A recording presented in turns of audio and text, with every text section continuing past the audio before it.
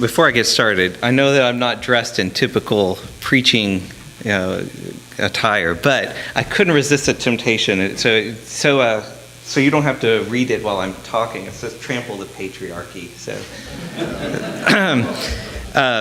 and the other thing I have to say is it's much harder to write a short sermon than it is to write a long sermon. And I ran out of time to write a short sermon this week. So yeah. If you need the 3-word version, it's just trample the patriarchy, and then you can look at your phone the rest of the time. So, all right. Despite the fact that I spend much of my time laughing, playing ridiculously silly games, singing my way through the housework, and generally talking in funny voices, I'm usually invited to talk about really serious topics. This morning is no exception, since I'll be reflecting on the MeToo movement, patriarchy, toxic masculinity, and my experience as a bi or pansexual, demisexual, genderqueer person. I personally feel ambivalent about the opportunity. I'm grateful for the invitation and for the chance to speak about crucial issues. I'm also exhausted by the necessity of repeating how gender and sexuality have been weaponized against vulnerable people, including how speaking up too often makes folks targets of more coercion and violence. So this is my current best attempt to put it into words, a lot of words, that will include discussion of sexual harassment and violence, including rape, child abuse, and LGBTQIA plus phobias. I'll also talk about the intersection of this kind of violence with disability, race, class, and other oppressive systems. By choice and circumstance, I don't participate much in social media, so I didn't post Me Too when the phrase went viral in October 2017. But even if I were more active on Twitter or Facebook, it would have been a difficult choice for me to type those words. To begin, some LGBTQIA plus people risk outing themselves or another person by sharing their stories. Further, although the general response to Me Too has been supportive, there is still the risk of people asking intrusive questions or giving unsolicited advice.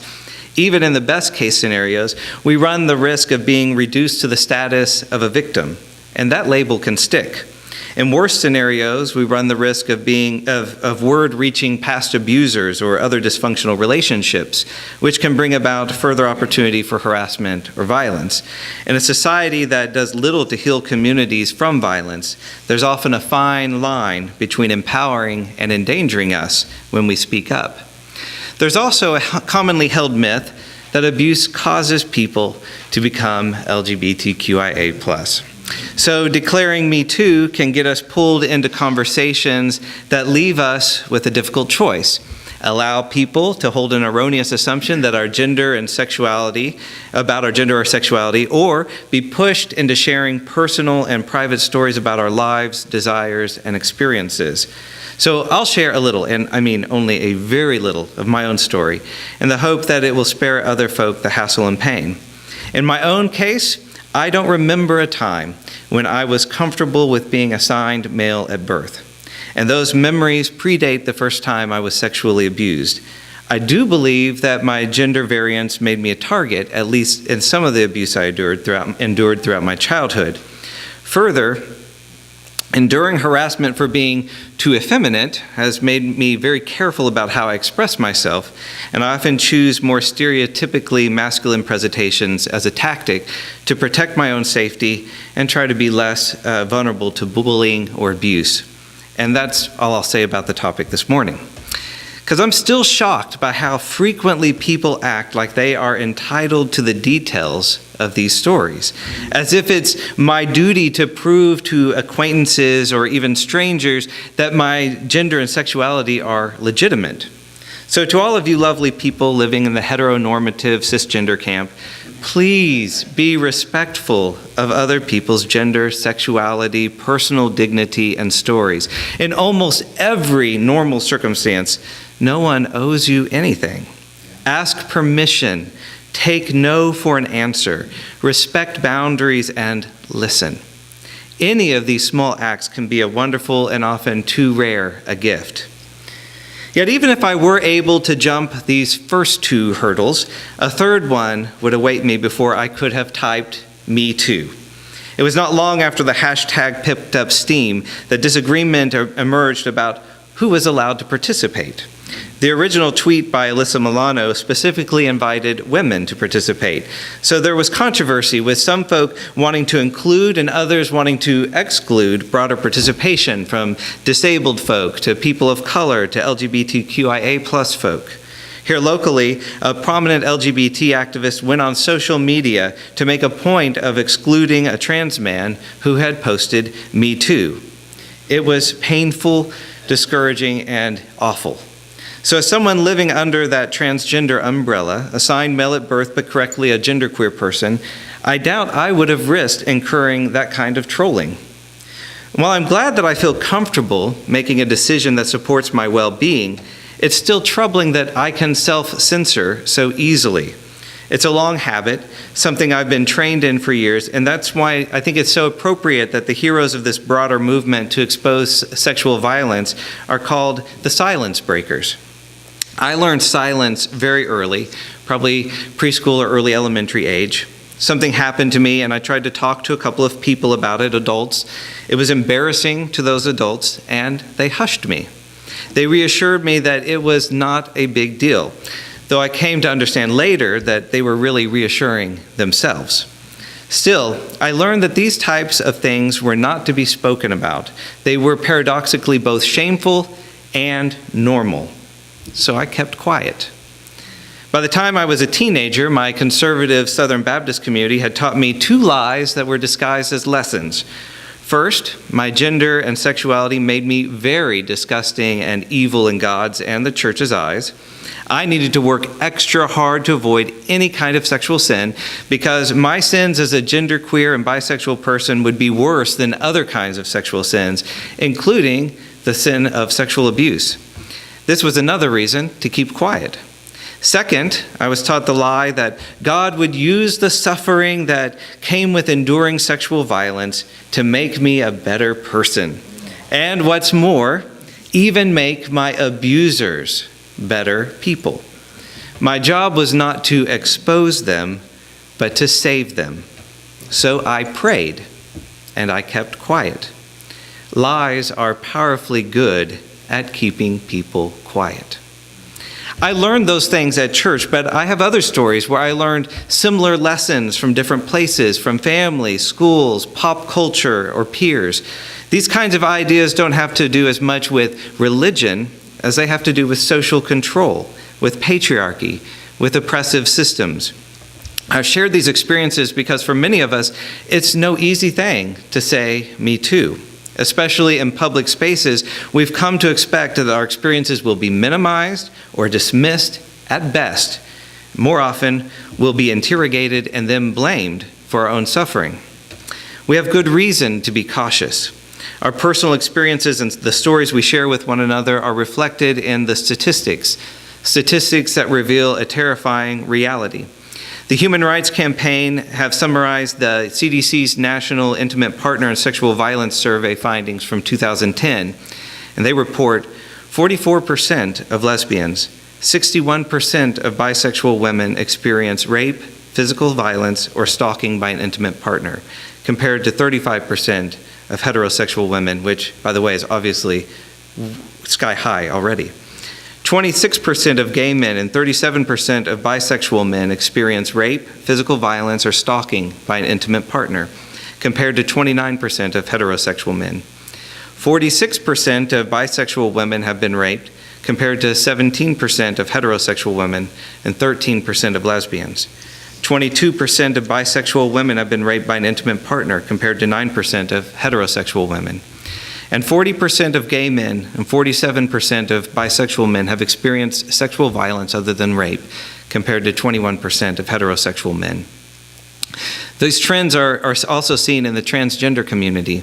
For example, the September 2017 report on the U.S. Transgender Survey documented that of the transgender people who participated, 35% of the heterosexual, 37% of gay and lesbian, 41% of bisexual, and 51% of pansexual respondents reported being sexually assaulted in their lifetime.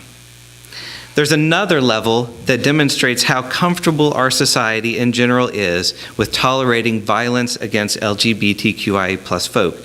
And it's how we are demonized and dehumanized for our gender and sexuality. In the legal world, gay panic and trans panic are considered actual, legitimate legal defenses that, in the words of the American bar, quote, ask the jury to find that the victim's sexual orientation or gender identity is to blame for the defendant's violent reaction. They characterize sexual orientation and gender identity as objectively reasonable excuses for loss of self-control, and thereby mitigate a perpetrator's culpability for harm done to LGBT individuals. These defenses have been used to mitigate a charge of murder to manslaughter or justified homicide. By fully or partially excusing the perpetrators of crimes against LGBT victims, these defenses enshrine in the law the notion that LGBT lives are worth less than others. End quote. As of late December 2017, only 2 states, California and Illinois, have banned the use of gay panic or trans panic as legal defenses. We could say more. We could note the ways the system often fails us when we try to access resources and help. We could, for example, look at discrimination in housing, employment, and healthcare, and then investigate how navigating those realities make LGBTQIA plus folk more vulnerable to all kinds of violence, including sexual violence. But I'd like to go another step and reflect on how sexual violence has operated historically and sociologically as part of larger oppressive systems and cultures. Although citizens of the United States have, as a cultural rule, enjoyed thinking about themselves as the shining pinnacle of all that is good in the world, as a kind of exception to the unjust practices of all other nation states, the difficult truth is that oppressive systems have long used sexual violence as a mechanism of power and control to traumatize and terrorize in ways that reinforce how those oppressive systems work. That includes the United States. And it's true whether we are considering how our society is arranged economically, socially, or politically. It's also why many of us at the margins remain skeptical that the systems can be reformed to work without oppression. Oppression is a feature of the way things are, not a breakdown. A trip through the historical record of the West in general, and the United States in particular, is not a pleasant journey. From the earliest documents of the colonial age, the journals of explorers and bureaucrats record stories of sexual and other acts of violence as if they were cataloging how many barrels of rum were in the hold. The stories are graphic and horrifying, and they are also completely normal. The men writing these accounts have no shame in their stories of rape and murder. In many accounts, they come across as bragging about what they've done, as in the infamous case of Michel de Cuneo, to whom Admiral Christopher Columbus had given, in his words, an indigenous woman. The same history spills over into the exploitation of enslaved people in the United States. The rape of enslaved women by their male masters was an open secret, detailed in the words of people like Harriet Jacobs, who wrote incidents in the life of a slave girl, or in the tragedies of people like Missouri's own Celia, who fought back against Robert Newsom and then was convicted of first-degree murder and executed. Racially motivated sexual violence continued after the abolition of slavery, perpetrated in stereotypes about African American sexuality and demonstrated in the lynchings of black men falsely accused of raping white women. In this latter case, these are the only widespread and socially acceptable cases of which I'm aware of in U.S. history where false accusations of sexual violence are tolerated and even encouraged up to the present day. We could tell similar stories of sexual violence against immigrants, indigenous people, employees, suspects and prisoners, the elderly, the disabled, children, or any other marginalized population. We could recount thousands of stories from these hundreds of years of sexual terror. It is, to say it again, a feature, not a breakdown. Oppressive systems have long used sexual violence as a mechanism for power and control, to traumatize and terrorize in ways that reinforce how those systems work. Once we understand this, we can begin to unpack how oppressive systems, particularly in the West, have emphasized punishing individuals as a way to focus a society's outrage and vengeance on a single person or small group of people without threatening the oppressive system as a whole. Our society has proven itself more than willing to sacrifice a few individuals now and then, with no intention of actually changing the underlying structures and cultures that produce, permit, tolerate, and protect those behaviors. So many of the most talked about cases recently in the news have been focused on what? Prosecuting individuals, firing individuals, shaming individuals, forcing resignations of individuals. Don't get me wrong, I am quite happy to see a lot of these people go, but these actions in themselves don't go to the root causes, and the systems that produce, permitted, tolerated, and protected those behaviors will continue long after this moment's scapegoats are forgotten. The structures and cultures remain intact as long as we are relying on those structures and cultures to provide solutions for the very problems that they perpetuate. And so we risk reinforcing those very structures while missing key insights about how and why the problems arise in the first place. Our criminal justice system and media both focus on individuals. Our politics focus on reform.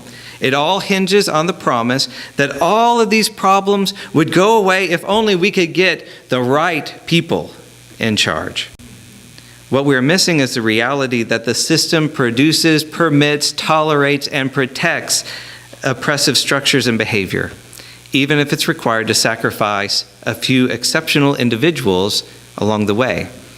These two observations uncover a third, that coercion is normal in our society. It's what we learn, and it's what we expect. Our society is organized around profit and has, both historically and sociologically, understood exploitation of all kinds as necessary means for achieving the accumulation of power and money. I'm going to read that one more time. Our society is organized around profit and has both historically and sociologically understood exploitation of all kinds as necessary means for achieving the accumulation of power and money. Amen. Even in these high-profile cases that have come to light, it is in the end business as usual. So it's a common refrain heard across stories and across generations by people within these systems. I was not surprised. I didn't know, but I was not surprised. Why would we be surprised? How many times have you heard the warning or given it yourself that those teenage boys just want to have their way with that girl? Or that this boss gives out perks for sexual favors? Or that you shouldn't leave children with that one family member? Or that you shouldn't walk alone at night or in a certain part of town? Can you see how utterly normal all of this is? Can you see how we have come to accept sexual violence as just the cost of living in these societies that encourage toxic masculinities? Sexual violence is an integral part of patriarchy, and patriarchy is an integral part of our society. It is quite literally business as usual. For example, since the 1990s, the U.S. government's Office of Compliance has paid more than $17 million in discrimination settlements, including sexual harassment charges. Of course, this is nothing compared to the approximately $45 million in publicly known settlements that were paid out over the years to cover the tracks of former Fox News host Bill O'Reilly. In these and so many other cases, what we see is a pattern of abuse that is tolerated as long as the abusive person around, keeping the abusive person around is profitable. In O'Reilly's case, ad revenues totaled $100 million to $300 million annually, depending on who was doing the counting, but affiliate fees of around $9 billion were also part of the considerations. With profit as the standard, the lives of people who suffered from O'Reilly's sexual violence were of little value. So not only was O'Reilly tolerated, he was empowered by his position at Fox News. With such money and power behind him, ready to bail him out, he was able to harass with near impunity until his behaviors finally caught up to him and he became a financial liability. even when this is not directly the case, even when the person involved is not either holding the checkbook or laying the proverbial golden egg, oppressive systems are so integral to our socioeconomic and political arrangements that to oppose patriarchy, to oppose racism, to oppose ableism is to oppose the very foundation on which our society is ordered. We excuse abusive behavior with platitudes and with a fatalism that accepts that patriarchy is a necessity, inevitable if not natural. Again, our society has both historically and sociologically understood exploitation of all kinds as necessary means for achieving the accumulation of power and money. And that's the reality. On the whole, we don't care about the well-being of most human beings. The simple equation at work is, how does this behavior impact our profit and power margins? Disrupting patriarchy or white supremacy disrupts the system and threatens those in power, people whose power and wealth depend on exploitation of masses of people and the earth itself. Sexual violence and its suffering are just another externalized cost. Many of us understand this, even if only subconsciously, and I believe it's a big reason why many of us never speak out.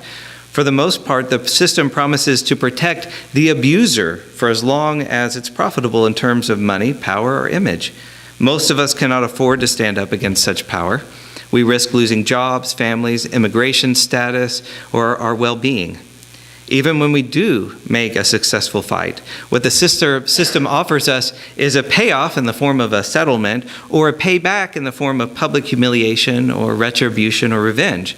What the system does not offer us is true and lasting change. We're asked to become martyrs, to sacrifice ourselves along with the scapegoats on the altars of power. And the systems, they stay intact to repeat the cycle. Clearly, dismantling these systems and cultures that put money and power into the hands of the few is not quick work. So what are we to do? One of the lessons that has reemerged with the MeToo movement is that listening can be painful, hard work, especially when it asks us personally and as larger communities to change. We're uncomfortable hearing how others have been hurt. We're uncomfortable learning that people we respected and trusted have acted in inappropriate and even violent ways. We're uncomfortable with what these conversations ask of us. And sometimes there are risks. It's difficult, painful work, but it's also where we begin. Out of this listening, there are some very practical and beautiful examples of how folk have worked at building communities where we can practice and learn alternative ways of relating to one another. We become better at taking care of ourselves, better at caring for one another. We simultaneously learn how to better recognize and resist coercive, dominating ways of treating one another, while building the skills, networks, and resources we need to create new systems and cultures that replace oppressive ones. So here are 4 lessons that, as a collection of diverse movements, I think we've learned over the years, and that can act as a beginning if you want to support genuine change. First, we all have work to do, both personally and collectively. Most of us have grown up learning about power, sex, desire, and love in the context of imperialist, white supremacist, capitalist patriarchy. Being aware of that doesn't make us immune to its influence. We all have internalized oppression, dominance, or a mixture of both.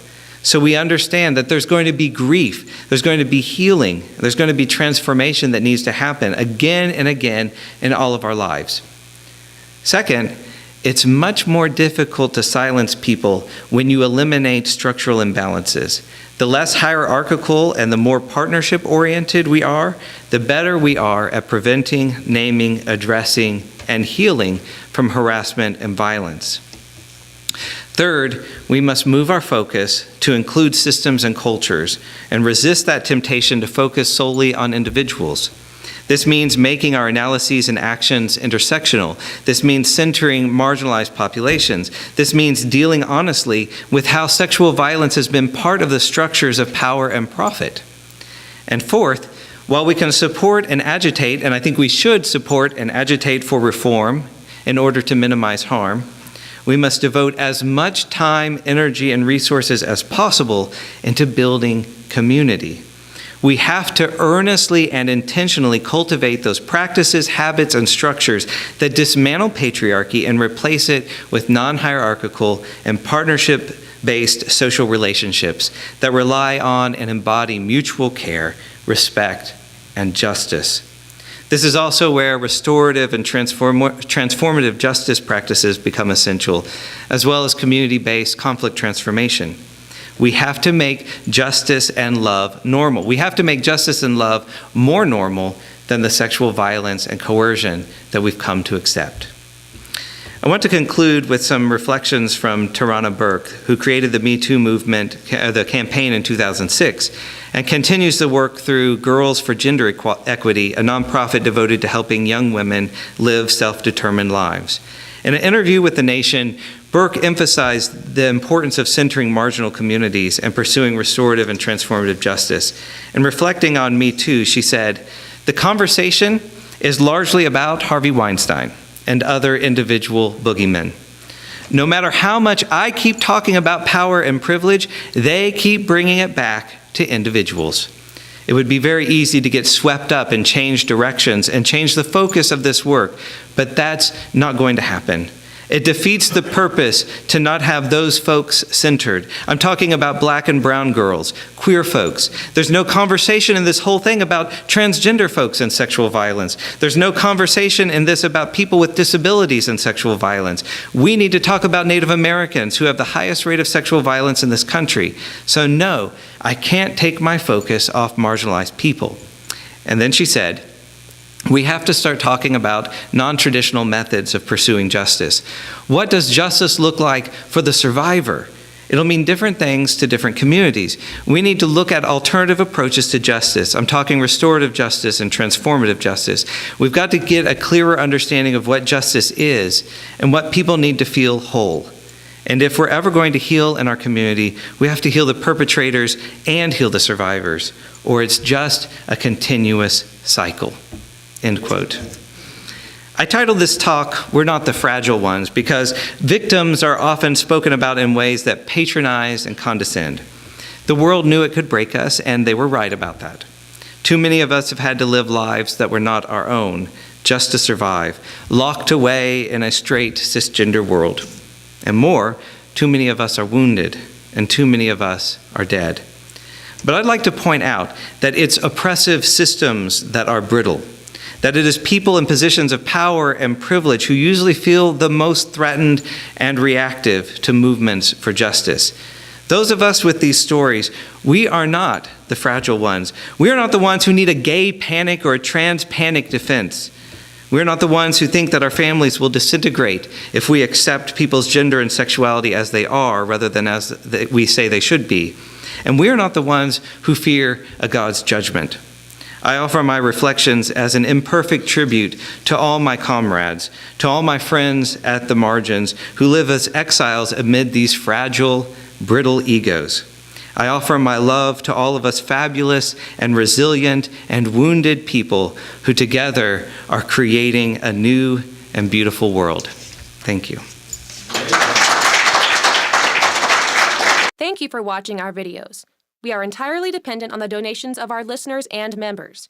We hope that you find this content to be important enough to help us to keep offering these videos to the public at no charge by becoming a regular contributor. Please click on the donate button on our website at www.spfccc.org. Thank you for your support of progressive religious programming.